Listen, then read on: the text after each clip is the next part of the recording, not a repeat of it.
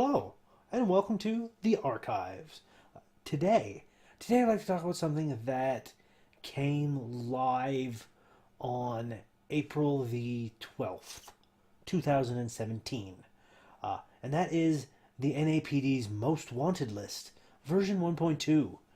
There's been some big changes to the NAPD list, some big changes into how it works as well.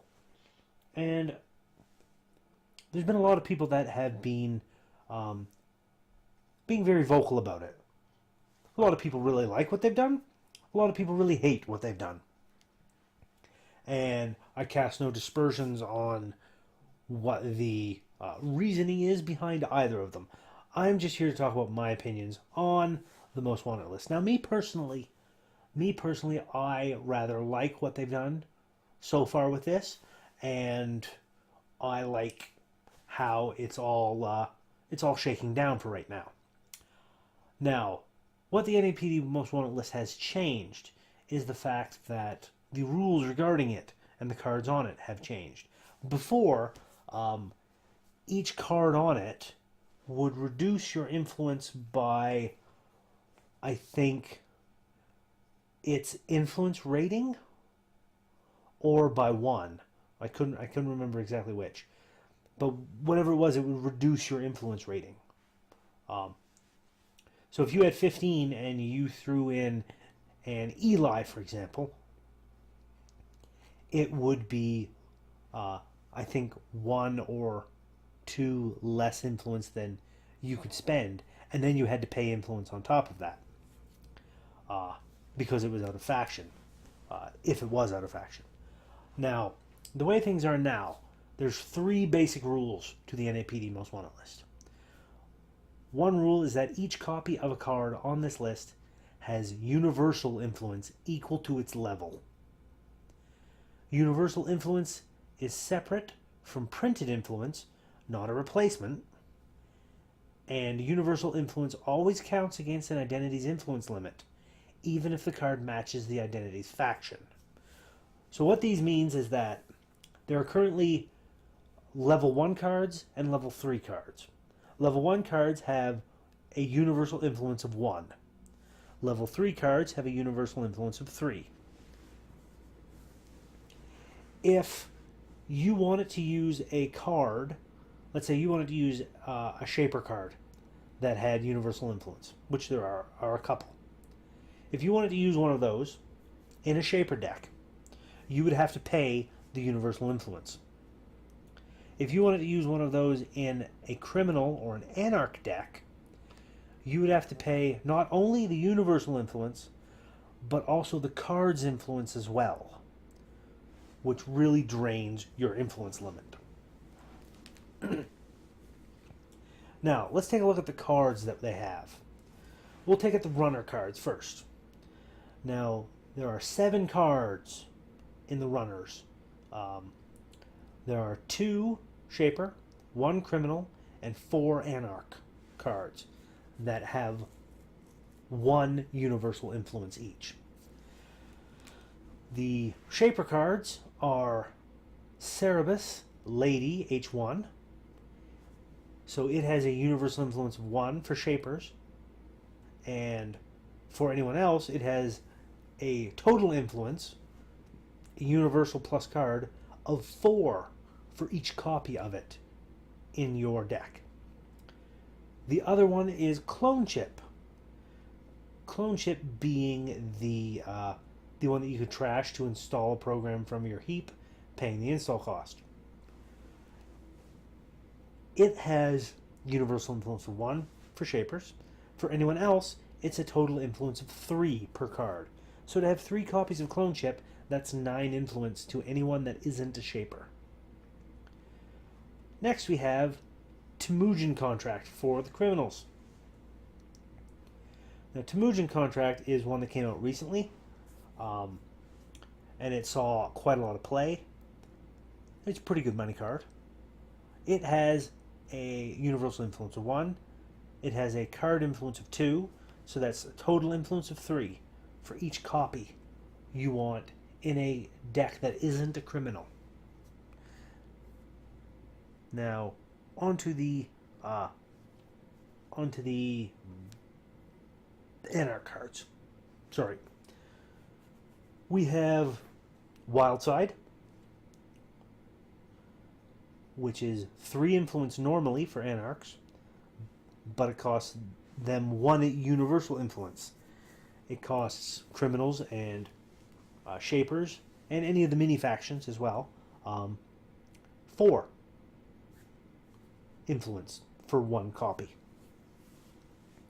Yogg.0 is a program decoder, a fairly good one because it breaks code gates for no credits, but you can't raise its strength, and its strength is a base 3. It has 1 influence normally for Anarchs, but it would have 2 influence, because the universal plus the card influence, for anyone that's a shaper, a criminal, or a mini faction. David is another program that lets you have power counters and just break ice on a strength of 5 or greater. It has 4 influence for shapers and criminals normally, but it has 5 total with the universal. Again, for Anarchs, it's only 1 influence. Then you have Parasite, which has 1 influence for Anarchs and 3 influence for anyone else. And Parasite is on this list. So, pardon me. So to have 3 copies of Parasite in your deck, you need to spend 3 influence if you're Anarch. If you're any other faction, you need to spend 9 influence. And that's relevant for later. Now let's go to the Corp. Now the Corp card the Corps have a few cards. We have the Hospyroid Ice Architect, which used to be on the old Most Wanted list, and is on the new one, with 1 universal influence, 2 influence for normally on the card. So anyone that's not Hospyroid is going to be 3 influence. Bioethics Association for Jinteki is 1 influence for Jinteki, 3 influence for everyone else. Breaking News, the agenda for NBN. Now, because it's an NBN agenda, it doesn't have an influence rating because only NBN can use it, which means NBN is going to have to shuffle out 3 influence for 3 copies of Breaking News in their deck. That could be significant. We have Mumbad City Hall for Wayland, which is 1 influence, or rather 1 influence for Wayland for the universal, and 2 influence for anyone else for each copy. Mumba Temple is also in this one. That's a neutral. And the Mumba Temple is 1 influence. Well, no, it's not 1 influence, because Mumba Temple is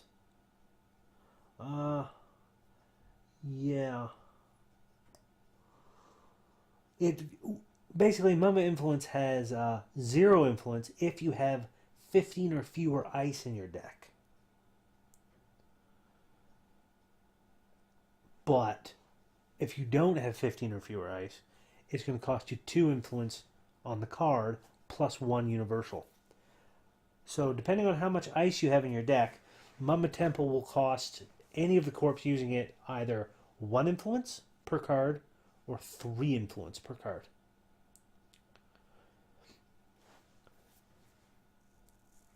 Because universal influence always applies. Then we have NAPD Contract. Now, NAPD Contract has no influence, even though it's an agenda, but it's a neutral. So for this one, it's going to cost you 1 influence for each copy of NAPD Contract. We also have another NBN card Sansan City Grid. So for any NBN decks, it's going to cost 1 influence per copy. For any non-NBN decks, it's going to cost you 4. 4 influence per copy of Sansan City Grid. And that's the Corp cards for level 1.